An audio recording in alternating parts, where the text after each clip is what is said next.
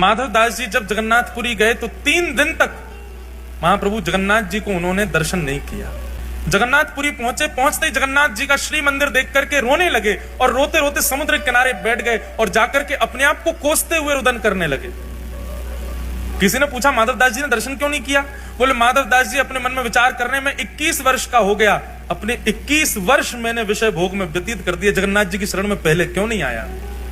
इस उदासी से बैठे जगन्नाथ वहां समुद्र के तट पर जाके और अपने आप को दंड दे रहे हैं, ना कुछ पा रहे हैं, ना कुछ पी रहे हैं, ना कुछ पा रहे हैं, बस एक निष्ठ होकर रुदन करते जा रहे हैं और बार बार स्वयं को कोस रहे हैं। मैंने 21 वर्ष निकाल दिए।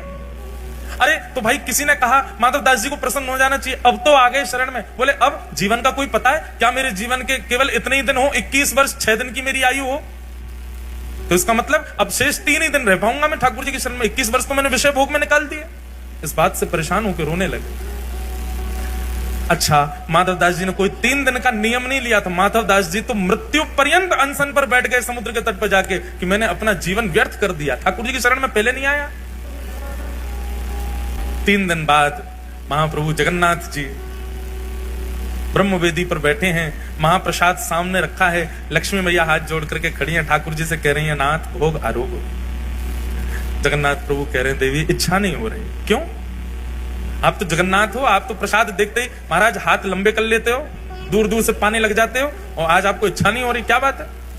महाप्रभु जी कहते हैं एक मेरा भक्त सब छोड़ के आ गया, सब त्याग करके आया, त्याग करके मेरे शरण में आया है, लेकिन इस बात की ग्लानि में बैठा है कि इतने वर्ष मैंने क्यों संसार में विषय भोग भोगे।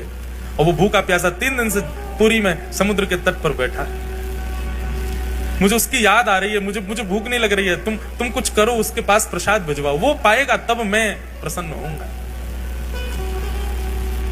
लक्ष्मी जी ने स्वर्ण के थाल में महाप्रसाद को सन्मुख का थाल जिसमें महाप्रभु जगन्नाथ भोग लगाते हैं, वही थाल जगन्नाथ जी के अधरामृत से युक्त थाल एक बालक का रूप धारण करके माधव दास जी के पास ले जाया गया और माधव दास जी के पास रख करके कहा, बोले कि आप ही माधव दास हैं?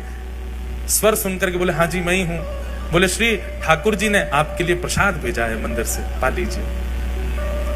माधव दास जी तो महाराज प्रसाद देखने में व्यस्त हो गए, बालक अंतर ध्यान हो गया, प्रसाद देख करके इतने प्रसन्न हो गए, बोले ठाकुर जी ने प्रसाद भेजा, तुरंत प्रसाद पा लिया। प्रातः काल होते ही मंदिर में